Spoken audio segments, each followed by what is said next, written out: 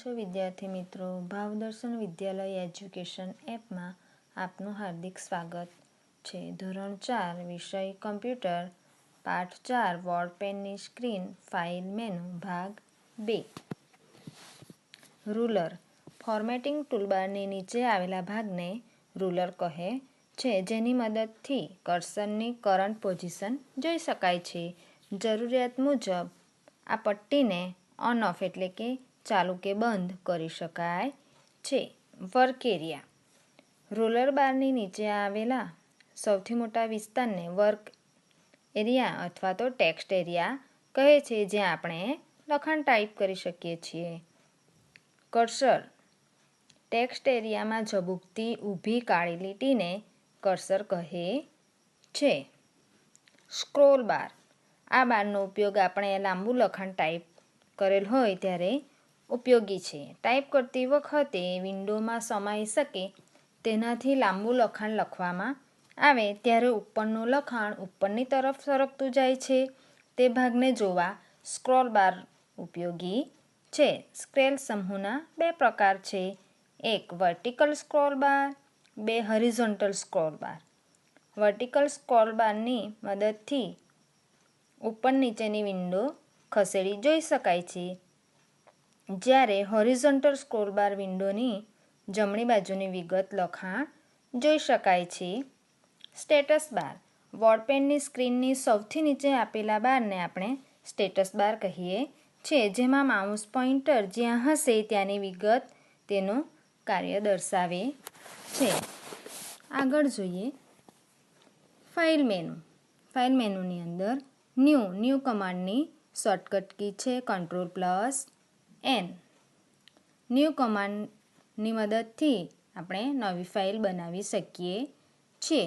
File મેનુમાં new command પર આપણે ક્લિક કરીએ તેથી બાજુમાં આપેલું છે એ ડાયલોગ બોક્સ આપણને જોવા મળશે, જ્યાં ઓકે બટન પર ક્લિક કરતાં બ્લેન્ક સ્ક્રીન જોવા મળશે. ઓપન કમાન્ડની શોર્ટકટ કી છે Ctrl+O. આ કમાન્ડની મદદથી અગાઉ બનાવેલ ફાઇલ ઓપન કરી શકાય છે. તો ફાઇલ મેનુ પર આપણે ક્લિક કરી જ્યાં ઓપન કમાન્ડ પર ક્લિક કરતાં આપણને બાજુમાં આપેલું છે એ ડાયલોગ બોક્સ જોવા મળશે, જ્યાં ફાઇલ દર્શાવેલી છે ત્યાં standard4 નામની ફાઇલ પસંદ કરવી અને ઓપન બટન પર ક્લિક કરવું, જેથી ફાઇલ ઓપન થશે. ઓપન કરેલ ફાઇલમાં ઉમેરી શકાય છે, સુધારો કરી શકાય છે અને ફરીથી સેવ પણ કરી શકાય છે. 3. સેવ. સેવ કમાન્ડની શોર્ટકટ કી છે Ctrl+S. આ કમાન્ડની મદદથી ફાઇલમાં લખાણને કાયમી સંગ્રહ કરી શકાય છે. ફાઇલ મેનુ પર ક્લિક કરી સેવ કમાન્ડ પર ક્લિક કરતાં આપણને બાજુમાં આપેલું છે એ ડાયલોગ બોક્સ જોવા મળશે. તેમાં ફાઇલ નેમ ખાનામાં standard4 ટાઈપ કરવું, ત્યાર પછી સેવ બટન પર ક્લિક કરવું, તેથી જે ફાઇલ સેવ થઈ જશે અને તેનું નામ ટાઇટલ બારમાં આપણને જોવા મળશે. આગળ સેવ એઝ. આ કમાન્ડ સેવ કમાન્ડની જેમ જ વર્તે છે, તેથી તેની મદદથી કોઈ એક ફાઇલની બીજી કોપી તૈયાર કરી શકાય છે. ટૂંકમાં બીજી ફાઇલની કોપી કરવા સેવ એઝ કમાન્ડનો ઉપયોગ થાય છે. ફાઇલ મેનુમાં સેવ એઝ કમાન્ડ પર ક્લિક કરવાથી બાજુમાં આપેલું આપણને ડાયલોગ બોક્સ જોવા મળશે. અહીંયા ફાઇલ નેમની જગ્યાએ બીજું નામ આપણે ટાઈપ કરવું અને સેવ બટન પર ક્લિક કરતાં ફાઇલ અન્ય નામથી સેવ થશે. આગળ એક્ઝિટ.